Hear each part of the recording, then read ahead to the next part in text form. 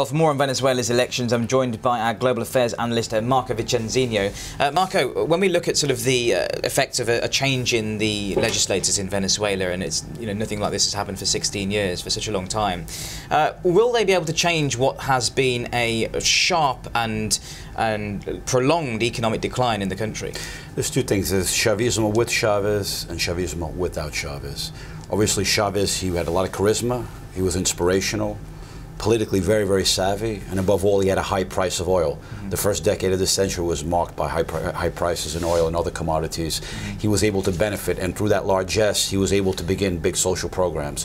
What we've seen recently is the drop in the price of oil, recent times, so it's very difficult to sustain all those, one can call overly generous programs. And in addition, Maduro is trying to be Chavez, and he's not able to be Chavez, so he has everything working against him.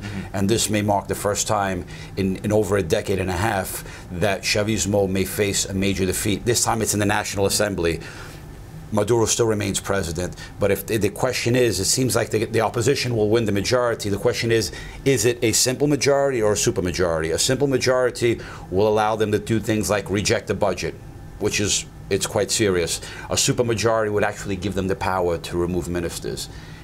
In light of all of that, still Maduro's made it clear that he wants Chavismo will prevail. How he goes about it, we've seen an election process already that may be free, but it's not necessarily fair. It's being conducted in a state of where you have high aggressive rhetoric. You've seen a lot of political violence. You've seen. So as a result, people go freely to the poll, but it's in an environment that's not particularly a fair environment. Sure. How do you think that this will play out in terms of Venezuela's standing within the South America region? Well, you've seen, interestingly, you're seeing a shift gradually against the center-left to far-left movements that have been dominating Latin America for the last decade and a half. You've seen it recently with the defeat of Cristina Kirchner, and not of her party, but her hand-pointed successor recently. So that's already a step back for the left in Latin America. You see what's going on in Brazil.